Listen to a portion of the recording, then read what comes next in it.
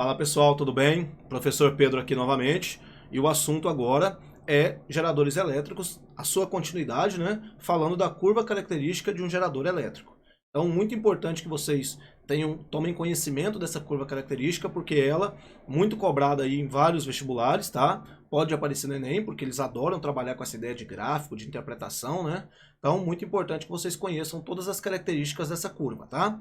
Além disso, já vou pedir para vocês se inscreverem no canal, se ainda não é inscrito, também ativar o sininho da notificação e seguir a gente lá nas redes sociais, no @physiquesgo, lá no Instagram, tá bom? Vamos começar então a aulinha falando então novamente sobre a ideia de um gerador elétrico, né? Fazendo um rápido apanhado aí para você que não assistiu a aula anterior aí de geradores elétricos, ela está disponível no canal, tá? A parte de introdução. É muito importante que você tome conhecimento dessa introdução, porque ela vai te dar substrato para você conseguir chegar ao entendimento pleno, né, da ideia de geradores elétricos. Mas assim, rapidamente, os geradores elétricos são elementos do circuito que são capazes de converter outras formas de energia em energia elétrica, tá? Então ele vai converter energia mecânica, energia química em energia elétrica. Então ele vai converter outras formas de energia em energia elétrica com o intuito básico de alimentar o circuito. Por quê? Porque ele vai criar uma diferença de potencial e essa diferença de potencial vai fazer com que você tenha a circulação de corrente elétrica, tá? Então, como eu disse para vocês, você pode ter um gerador químico, né? Isso já foi dito na aula anterior, inclusive. E você pode ter geradores mecânicos, tá? Então, o gerador químico, ele é formado, ele se dá a partir, normalmente, de uma reação de oxo-redução, né? E os geradores mecânicos são aqueles que convertem energia mecânica, geralmente cinética de rotação, ou cinética de translação, ou energia potencial, em energia elétrica, tá? Então, aqui a gente vai citar o conceito básico de uma pilha de Daniel, que justamente é o assunto relacionado a uma reação de oxo-redução que vai produzir uma certa diferença de potencial. E por que isso acontece, né? O que nós temos ali são duas placas metálicas, que a gente vai chamar de eletrodos, tá? Uma de cobre e uma de zinco. E aí você vai mergulhar esses dois eletrodos nas cubas. Uma que vai ter o sulfato de cobre e outra que vai ter o sulfato de zinco. Então, um dos eletrodos, o eletrodo de cobre, é constituído de uma placa de cobre mergulhada em uma solução de sulfato de cobre. O outro eletrodo é o de zinco, constituído de uma placa de zinco, que no caso seria o zinco 0, né? Mergulhado em uma solução de sulfato de zinco. O que vai acontecer aqui, né, pessoal? O que vai acontecer aqui é que nós temos os potenciais de oxidação das duas células ali, né? Seria o do zinco, né? Que seria 2 elétrons mais o cátion zinco, né? Isso aqui tem um potencial de oxidação igual a quanto? 0,76 volts, tá? E esse volt tem que ser familiar para você, porque a gente sabe que a nossa força eletromotriz ela é dada em volts. E aí eu tenho o cobre, né? Que ele tem um potencial de oxidação. Vamos colocar aqui, né? Cátion cobre. Ele tem um potencial de oxidação que é de menos 0,34 volts. Então, o que está acontecendo aqui, na verdade, pessoal, é que um deles tem tendência a perder elétrons, quem? O zinco. E o outro tem tendência a ganhar elétrons, que é o cobre. Então, o que vai acontecer aqui é que essa placa de zinco, ela vai ter os elétrons saindo dela, tá? E transitando. Esses elétrons vão transitar até chegar nessa placa de cobre aqui. Então, quando os elétrons chegam aqui, pessoal, o que vai acontecer? Os elétrons, ao chegarem aqui, eles vão ter dissociados aqui nessa solução aquosa de sulfato de cobre, tanto o cobre 2+, quanto o SO4 2-. Então, o que vai acontecer é que o excesso de elétrons que está agora na placa de cobre vai fazer com que os cátions cobre que estão aqui dissociados nessa solução aqui, eles vão começar a se aglomerar aqui e soldar nessa placa. Então, aqui ele vai ter um aumento da massa da placa.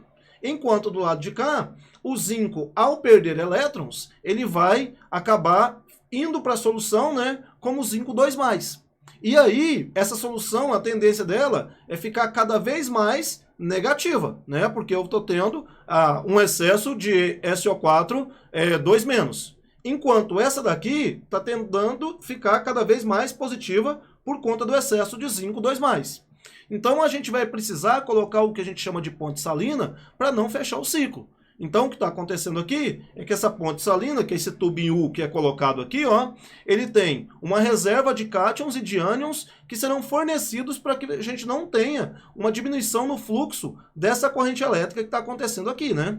E aí, se a gente fizer o potencial de oxirredução que nós tivemos aqui, a gente vai chegar num potencial final que seria 1 menos o outro, ou seja, 0,76 menos 0,34. Então aí a gente vai chegar na força eletromotriz que está sendo estabelecida a partir dessa reação de oxirredução, que é quanto? 1,1 volts. Tá? Então isso aqui foi uma breve explicação do que é a pilha de Daniell, mas principalmente voltado aqui para a física, porque a gente precisa entender que a reação de oxirredução vai fazer com que você tenha uma força eletromotriz estabelecida, e essa força eletromotriz ela vai caracterizar o funcionamento dessa pilha, tá? Lembrando que eu posso trocar esse cobre e esse zinco por outros metais para também fazer uma diferença de potencial diferente para a gente poder criar outras pilhas com uma força eletromotriz diferente, tá bom? Então, é só mesmo para você entender como eu chego nessa força eletromotriz a partir de uma pilha de Daniell.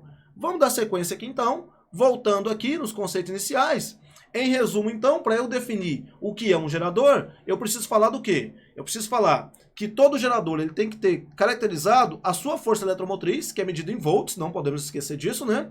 E a sua resistência interna, né? Que tem que ser dada em ohms. Se eu consigo caracterizar a força eletromotriz e a resistência interna de uma bateria, eu tenho todas as informações desse gerador que vão nos dar condições de calcular todas as outras funções que ele vai executar, tá bom? Então, eu tenho esse par ordenado força eletromotriz, resistência interna, eu tenho toda a caracterização do que é um gerador elétrico, certo?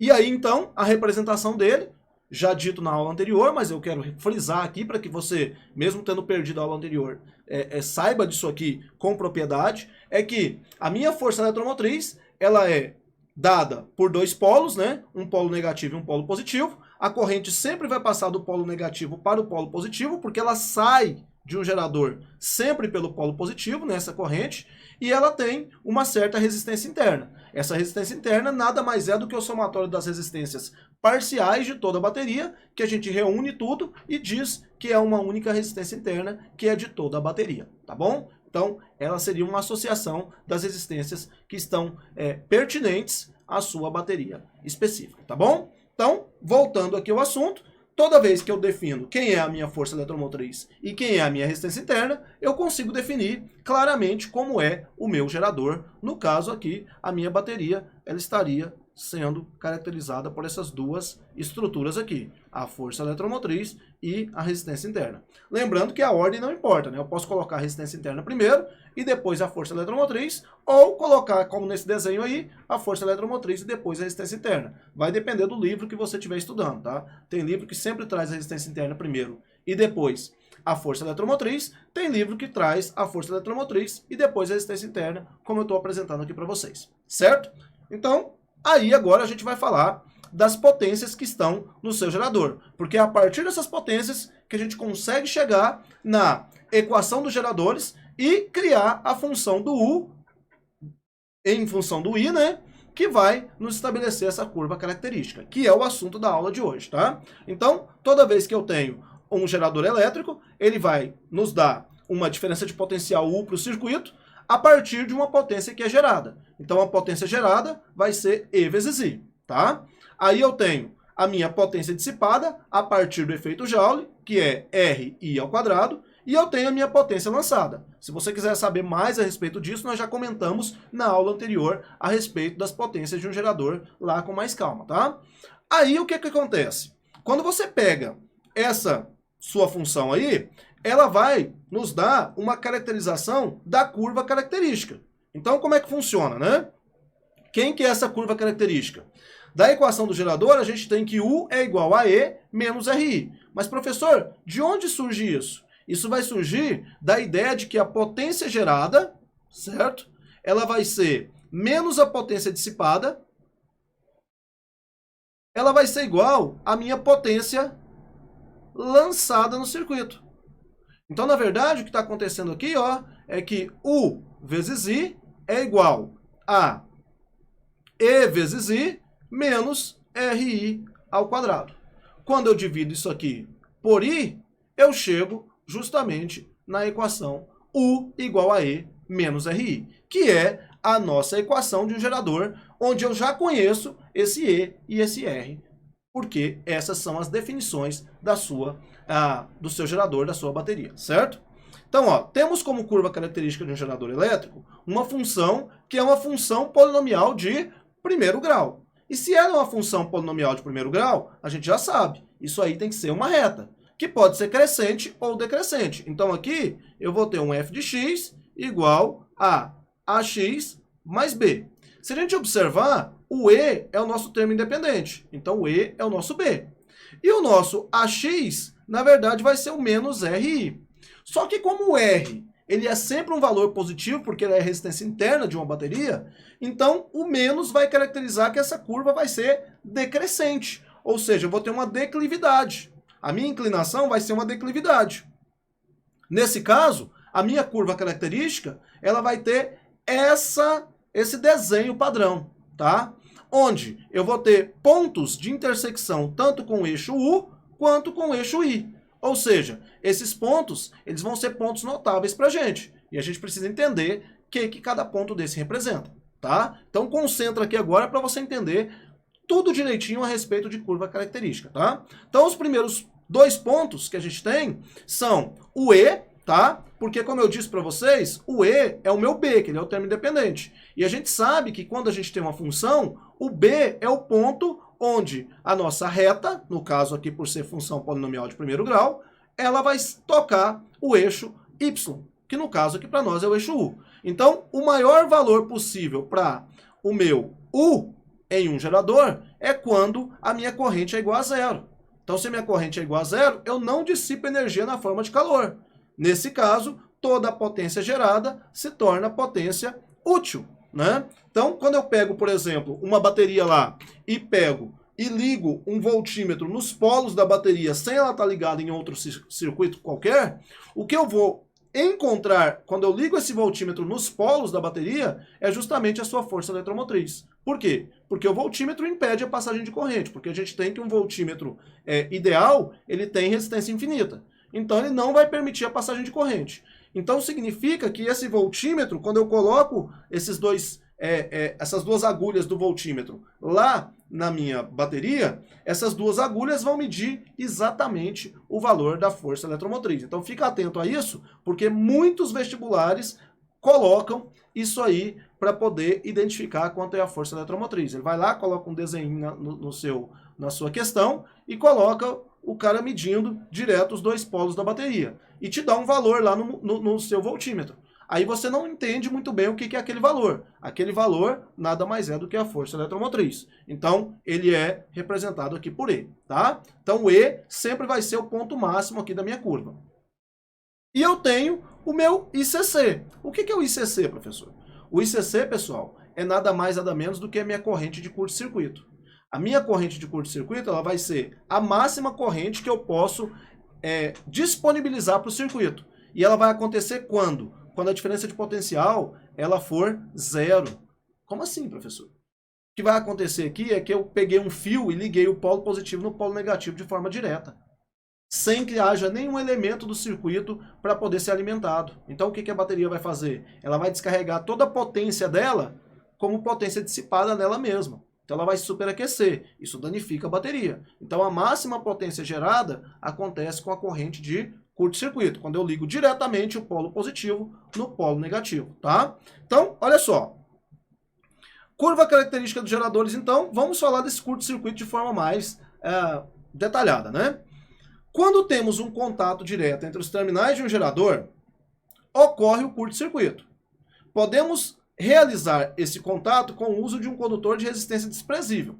Nesse caso, a tensão elétrica entre os terminais de um gerador em curto-circuito é nula, ou seja, o meu U é igual a zero. Então foi o que eu disse, né?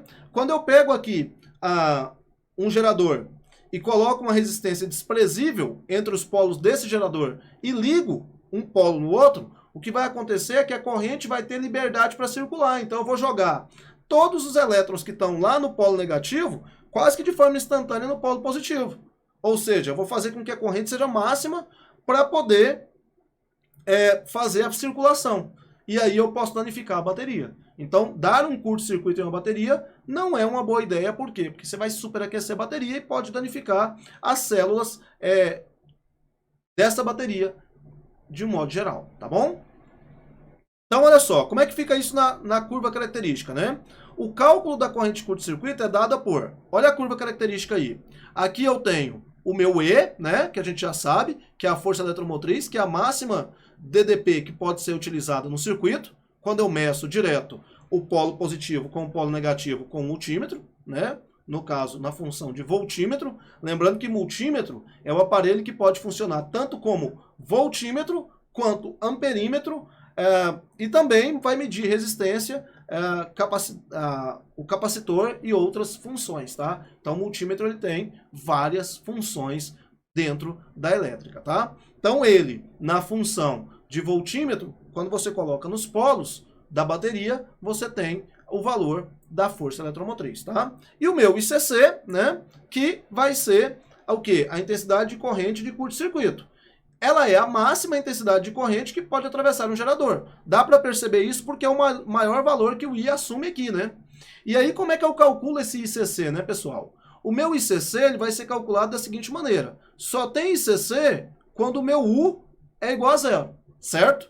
Então, se eu pegar a minha curva característica, eu tenho que a curva característica ela é representada por U igual a E menos RI, certo? Só que se o U for igual a zero, então eu tenho E menos R vezes o ICC. Porque quando o U é zero, o ICC vai ser o valor da sua corrente. Se eu jogar para o lado de lá, vai ficar R vezes o ICC é igual a E. Então, pessoal, eu posso dizer que meu ICC, ele nada mais, nada menos vai ser do que o E sobre o R. Ou seja, de novo, se eu tenho E e se eu tenho R, eu consigo descrever quanto vale a minha corrente de curto-circuito. E eu já adianto para vocês, se você tiver o E e o R, você tem todas as informações necessárias para calcular qualquer característica de um gerador, tá certo? O que mais que eu preciso mostrar para vocês aqui? Eu preciso mostrar que esse gráfico U por I, que é a curva característica desse nosso gerador, ele pode também caracterizar quanto vai ser a potência lançada no circuito. Como assim, professor? Se eu escolho um ponto qualquer lá do meu gráfico, vamos pegar esse ponto aqui como sendo o ponto A, tá?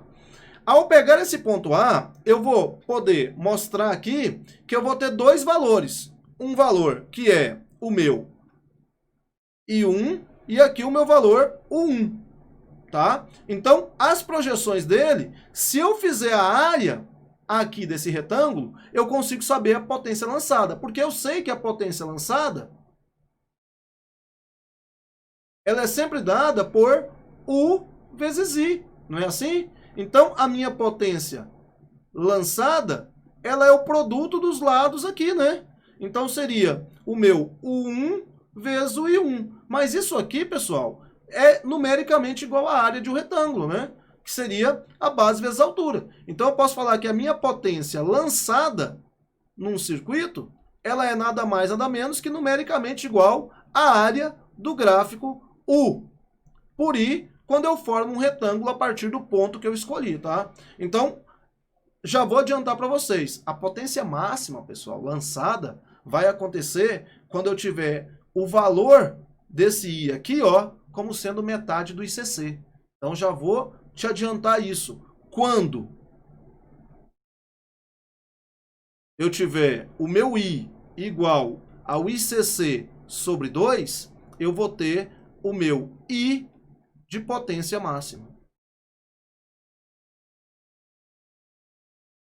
Então, com a curva característica, você consegue chegar na potência máxima que é lançada no circuito. Por quê? Porque eu calculo o ICC, divido o ICC por 2 e chego nesse I.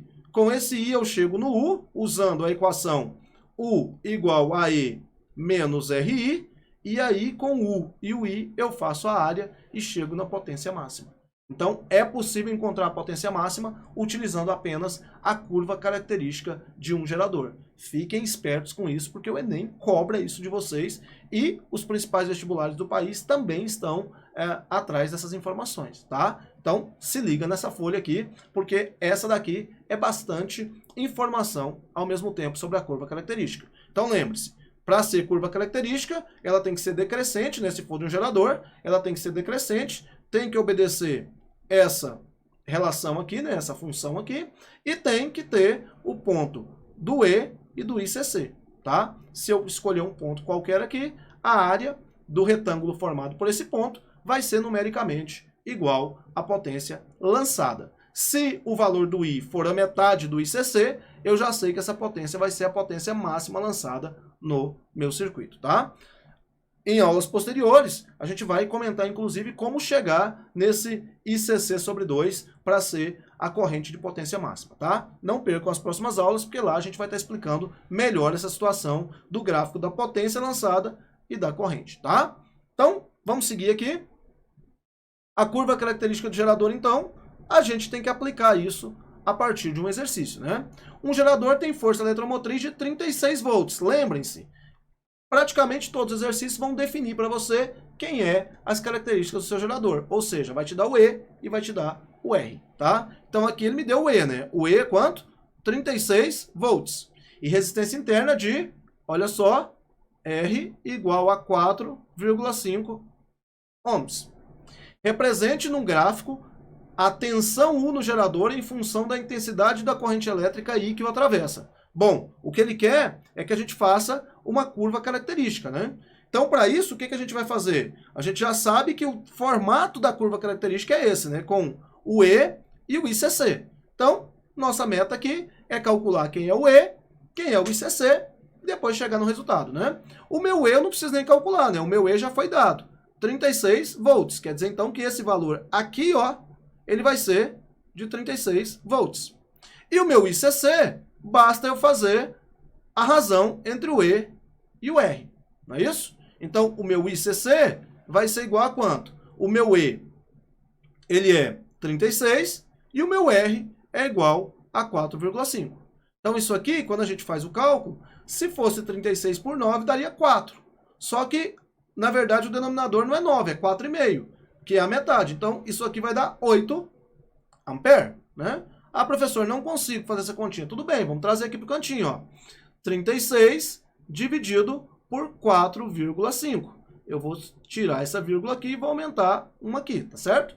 Aí ficou 360 dividido por 45. Aí 8 vezes 45 vai dar 360. Para 360, nada. Então, 8 ampere. Então, a minha curva característica vai ficar da seguinte maneira. Aqui eu vou ter 36, né? Como já está dado em volts aqui, eu não preciso escrever. E aqui vai ficar o valor de 8 ampere. Quer dizer, então, professor, que se o meu I fosse igual a 4, eu teria a minha corrente máxima, a corrente de potência máxima lançada? Sim, porque eu disse que a metade do ICC vai te dar exatamente o valor da corrente de potência máxima. Tá bom? Então, aqui ficou sendo a curva característica. Essa é a letra A. Na letra B, o que ele vai pedir? Ele vai perguntar qual que é a potência que o gerador lança no circuito externo quando sobre uma DDP de 27 volts. Então, olha só. A potência, a gente sabe que ela é dada por a área desse retângulo que é formado aqui sob a curva. Então, aqui ele está falando que é 27, certo? Então, o que a gente vai fazer é tentar descobrir esse I aqui, para que depois a gente possa calcular a área a partir do base vezes altura, que a área vai ser numericamente igual à potência lançada. Então vamos lá, né? Se eu pegar a nossa equação do gerador, U é igual a E menos RI, certo? Então o meu U é quanto? Ele falou, ó, 27. O meu E, ele é justamente o valor que estava aqui. E a gente viu que a gente descobriu aqui como 36 volts e aqui 8 amperes, não era assim? Então aqui vai ficar 36 menos R. O R a gente tem, né? Tá aqui, ó. Então já vamos usar o valor do R, que é 4,5, vezes o I, que é o que eu estou procurando. Se eu encontrar o I, aí eu faço a área ali de forma fácil, né? Então aqui vai ficar 27 menos 36 é igual a menos 4,5 I, não é isso? Então isso aqui vai dar menos 9 é igual a menos 4,5 I. Vou inverter os dois, 4,5 I igual a 9. Então meu I vai ser igual a quanto? 9 dividido por 4,5, e isso é 2 amperes. Quer dizer, então, que esse valor aqui é 2. Então, quando eu fizer a potência lançada, o que eu vou ter que fazer? Vou ter que fazer a área daquele retângulo. E a área dele seria base vezes altura. Então, aqui eu teria a base, que é 2, e a altura, que é 27. Então, aqui eu teria um valor que é de 54, o quê? Watts, porque eu estou falando de potência, e potência dada em watts. E aí, pessoal, muito cuidado aqui, porque nos valores aqui estava tudo bonitinho, né? Em volt e em ampere. Mas aqui pode aparecer miliampere. Se aqui, pessoal, aparecer miliampere, eu tenho que lembrar que aqui eu tenho um 10 a menos 3, tá? Porque mili é 10 a menos 3. Então eu teria que colocar 2 vezes 10 a menos 3 para poder fazer a conta. Então, é um detalhe que você tem que se atentar quando estiver olhando para esses gráficos. Se eles têm fatores multiplicativos nas suas extremidades, lá nas unidades, tá bom? É isso, pessoal. Queria agradecer a atenção de vocês. Se liguem nos exercícios que estão aparecendo aqui no card. Você precisa acompanhar e fazer esses exercícios e depois corrigir comigo aí. Vou fazendo passo a passo com vocês, tá? Se você não é inscrito no canal, se inscreve no canal, tá? Ativa o sininho da notificação para poder ser informado de tudo que está acontecendo aqui no canal, das novidades que são trazidas para cá, de resolução de exercício de outras aulas, e pedir para você seguir a gente nas redes sociais, @physicsgo, tá bom? Valeu, muito obrigado e até a próxima. Tchau, tchau.